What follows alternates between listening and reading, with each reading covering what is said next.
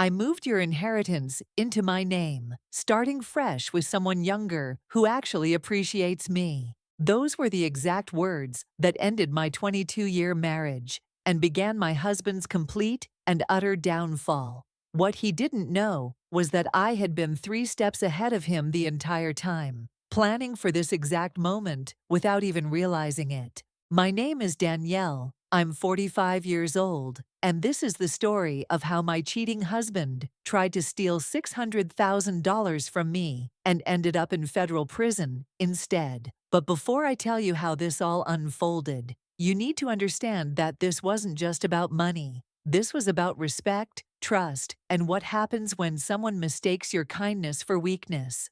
Picture this scene if you will. It's a typical rainy afternoon in Portland, Oregon.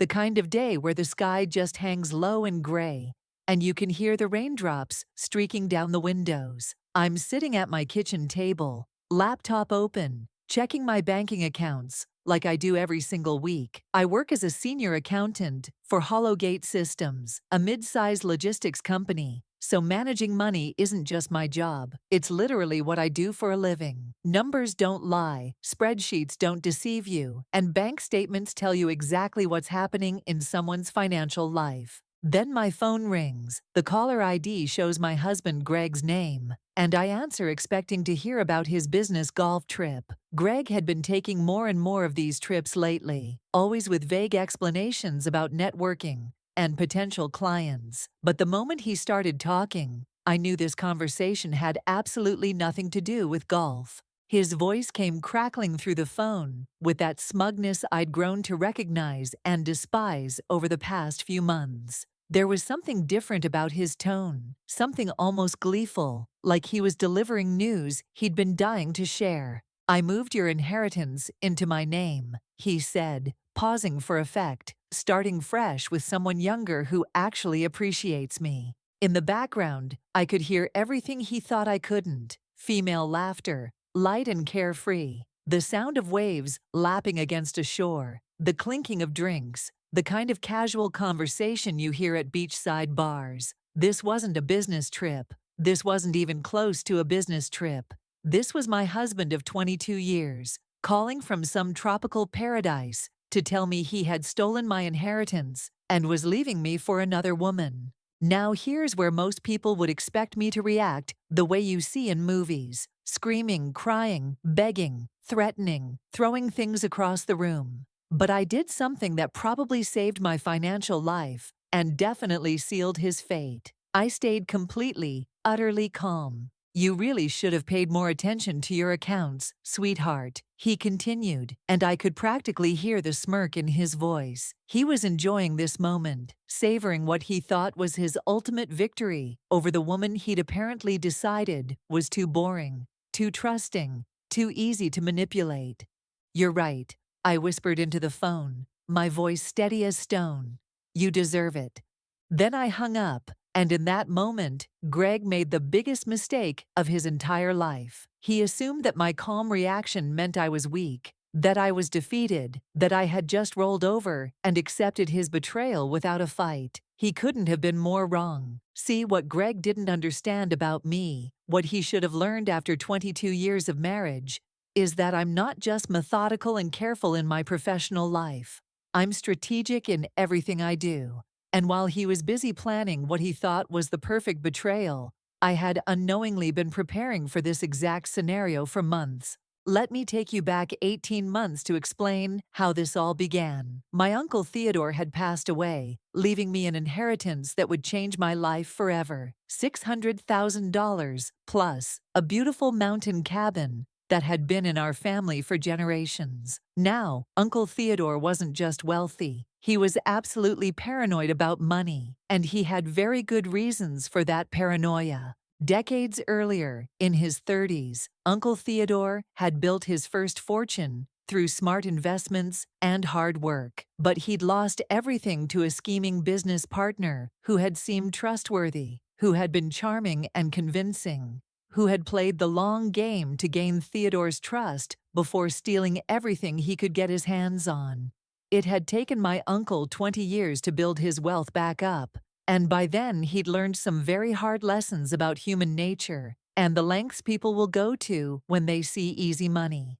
Trust is earned daily, but lost in an instant, Uncle Theodore used to tell me during our Sunday afternoon conversations. We'd sit in his study, him with his weathered hands wrapped around a cup of coffee, me listening to what I thought were just the ramblings of an old man who'd become too suspicious of the world.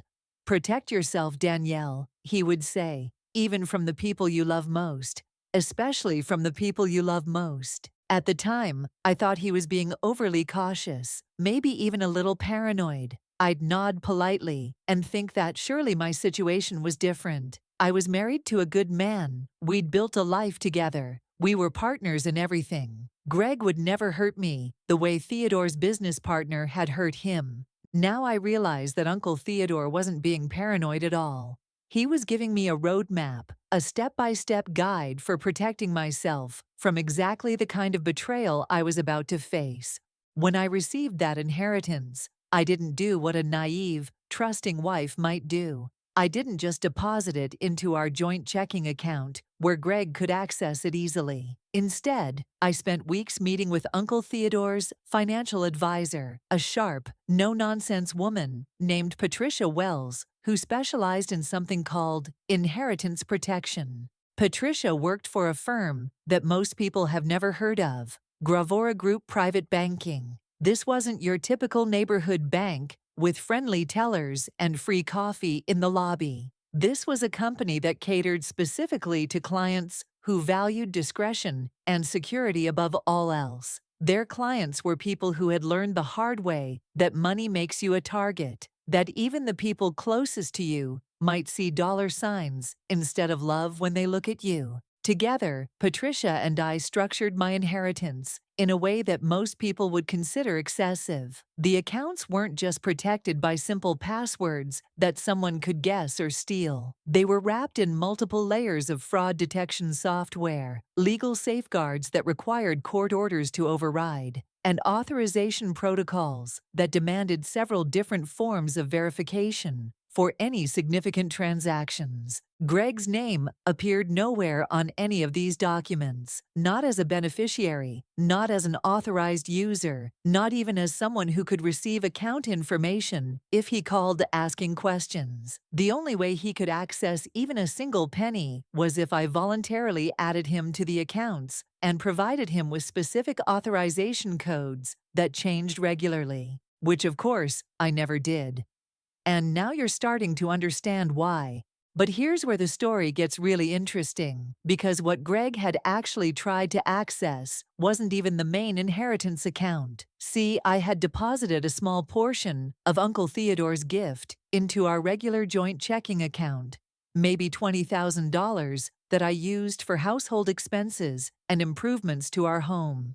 It was enough money that Greg could see it, could know it was there, but it wasn't the real treasure he was after. The bulk of Uncle Theodore's gift, all $600,000 of it, remained safely locked away in those protected accounts at Gravora Group, earning interest and waiting for the day I might actually need it. That day, it turned out, had arrived much sooner than I'd expected. Now, when someone tries to move large amounts of money without proper authorization, banks don't just politely decline the transaction and move on. They launch investigations. They trigger fraud alerts. They start asking questions and making phone calls and generating reports that get sent to people with titles like Senior Banking Security Analyst and Federal Financial Crimes Investigator. Greg's attempted theft didn't just fail. It set off alarm bells all the way up the chain of command at Gravora Group and beyond. The next morning, at exactly 7:15, my phone rang. I was already dressed and having my first cup of coffee because, for the first time in months, I had slept peacefully through the entire night. There's something liberating about finally knowing exactly where you stand with someone, even when that knowledge is painful. Greg's voice came through the phone. But this time there was no smugness, no casual cruelty. This time he sounded tight with confusion and barely contained panic. "Danielle, what the hell is going on? I tried to transfer the money yesterday, And now the bank is saying there's some kind of investigation. They froze everything. What did you do? I took a slow sip of my coffee, savoring both the rich Colombian blend and the sound of genuine fear creeping into my husband's voice for the first time in our entire marriage. Good morning to you too, Greg. How's your golf trip going? Cut the crap, Danielle. What did you do to the accounts? And here's where I delivered the line that probably made him realize, for the first time, that he had seriously underestimated the woman he'd been married to for over 2 decades. I didn't do anything, sweetheart. But apparently, you tried to commit bank fraud. That tends to trigger automatic security protocols. The silence that followed was absolutely golden. I could hear him breathing hard through the phone, could practically feel his mind racing as he tried to process what I'd just told him.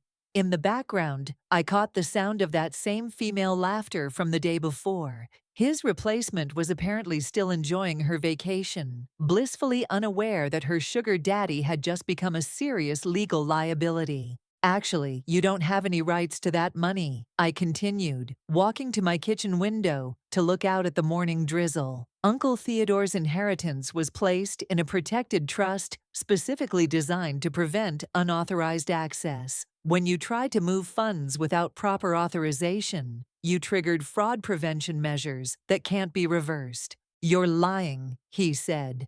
But I could hear the uncertainty in his voice. Married couples share assets automatically, not inherited assets placed in protective trusts, Greg, especially not when the beneficiary has been specifically advised to protect those assets from potential threats. The bank considers your attempted transfer to be identity theft and attempted grand larceny.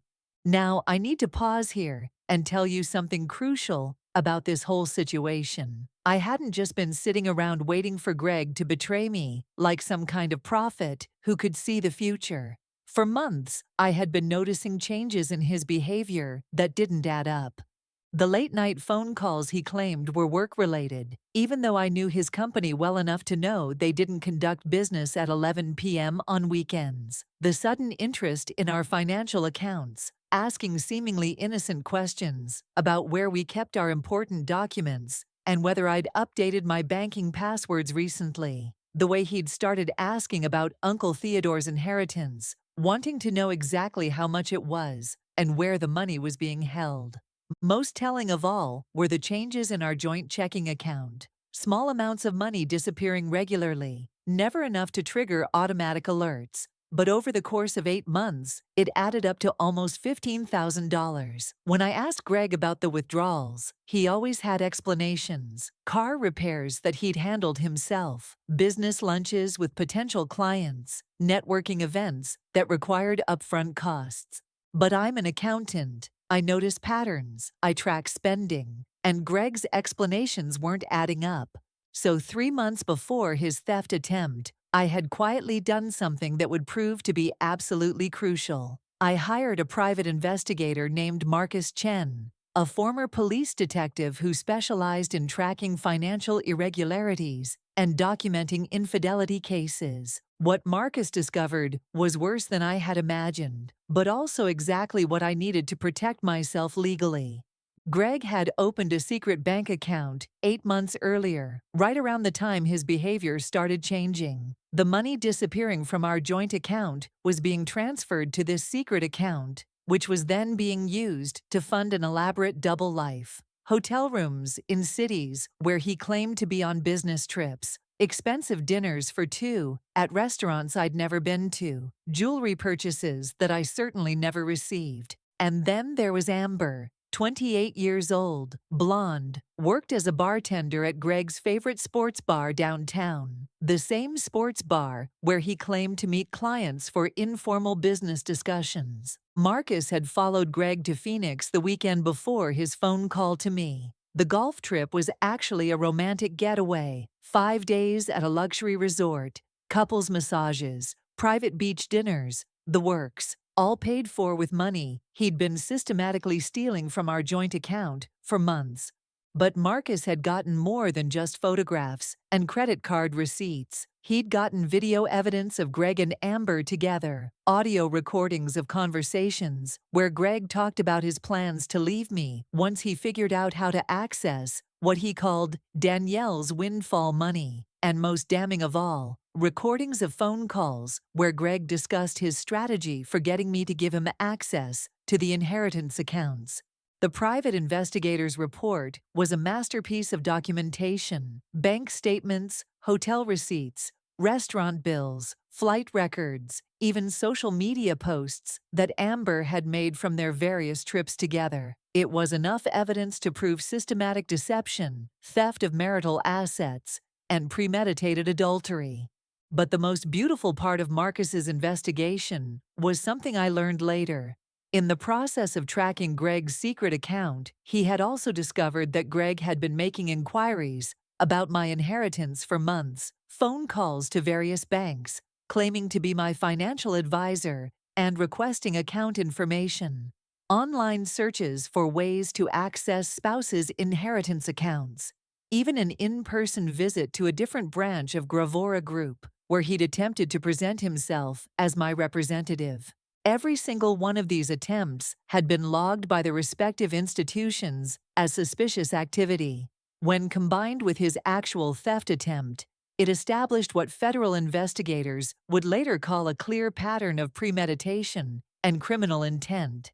3 days after Greg's panicked phone call from Phoenix, something happened that I had been expecting, but that still sent a chill down my spine when it actually occurred. I was at my office at Hollowgate Systems, trying to maintain some semblance of normalcy while my personal life imploded, when my supervisor David Walsh knocked on my door with a concerned expression. "Danielle, there are 2 people here to see you. They say they're from Federal Banking Enforcement." 2 agents entered my office. Agent Martinez was a woman in her 40s, with kind eyes but a no-nonsense demeanor. Agent Thompson was younger, probably early 30s, with the kind of bearing that suggested military background. They showed their credentials and explained that they were investigating suspicious banking activity related to my inheritance accounts. "Mrs. Foster," Agent Martinez said, settling into the chair across from my desk, "we understand your husband attempted to access protected funds without authorization. We need to ask you some questions about that incident and any related activities you might be aware of."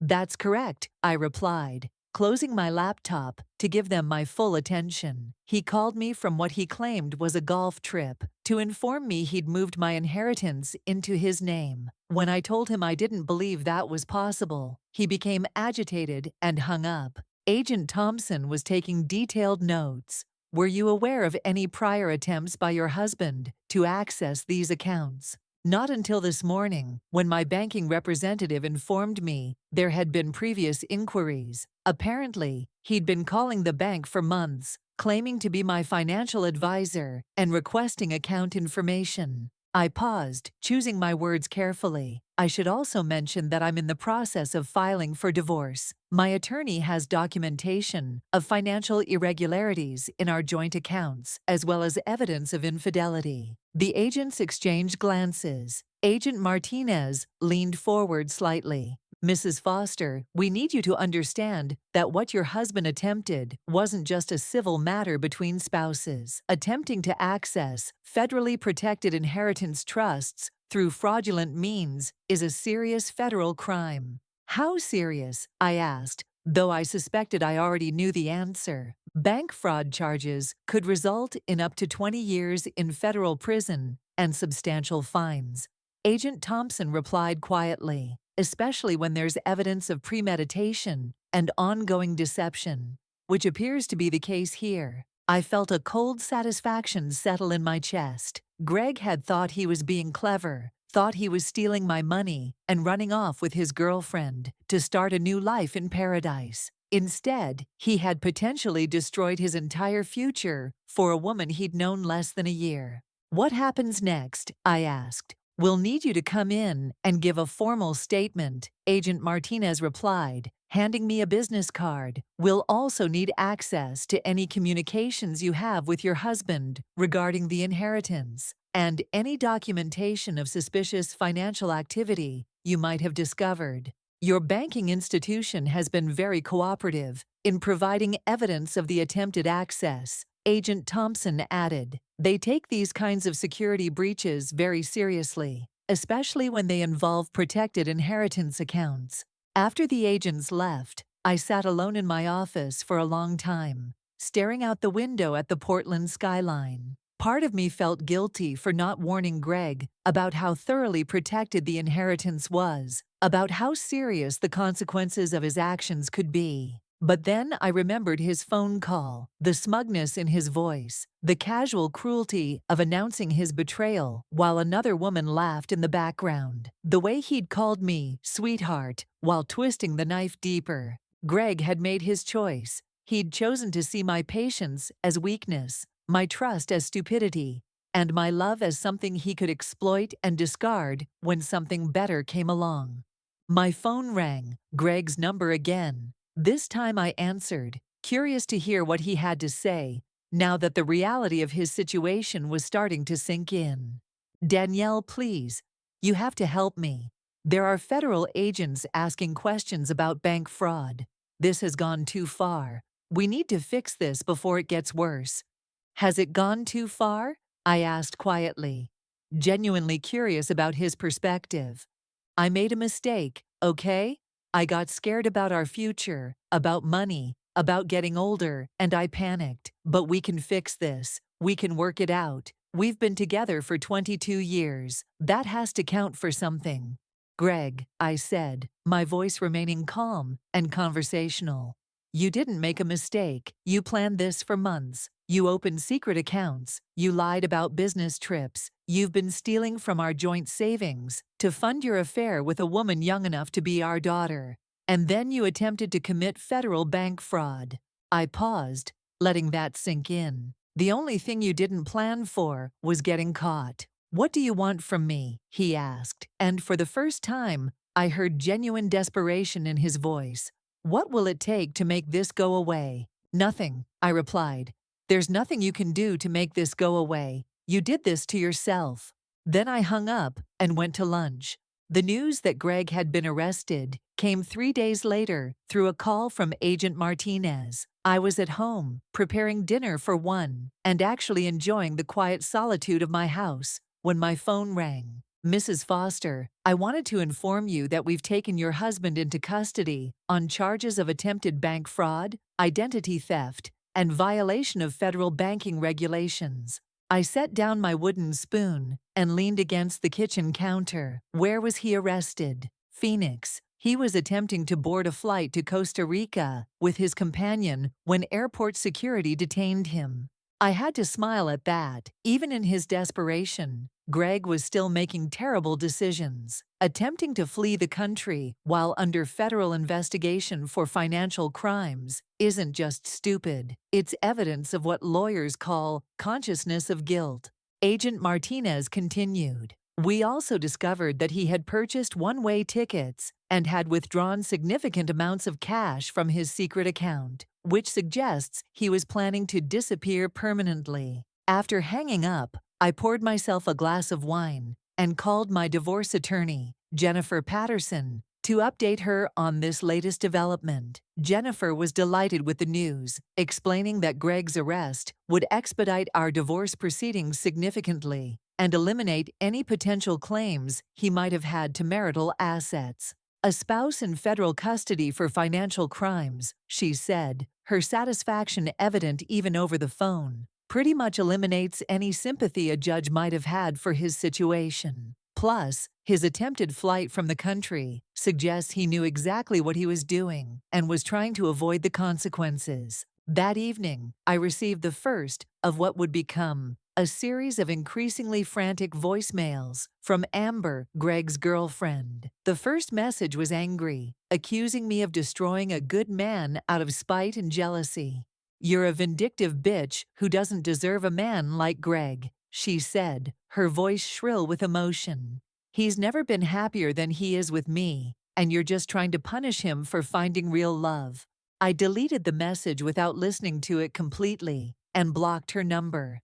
The second message came from a different phone number. This time, Amber's tone had shifted dramatically. "Please," she said, and I could hear tears in her voice. "I know you probably hate me, but Greg says you're the only one who can help him. He says if you just call the bank and tell them you authorized the transfer, all of this will go away. He's a good man who just made a mistake. Please don't let them destroy his life over this." I deleted that message too. The third message was pure desperation. They're saying he could go to prison for 20 years. 20 years. Over money that should have been half his anyway, because you're married. This isn't fair. He loves me, and I love him. And we just wanted a chance to be happy together. Please, I'm begging you, don't let them do this to him.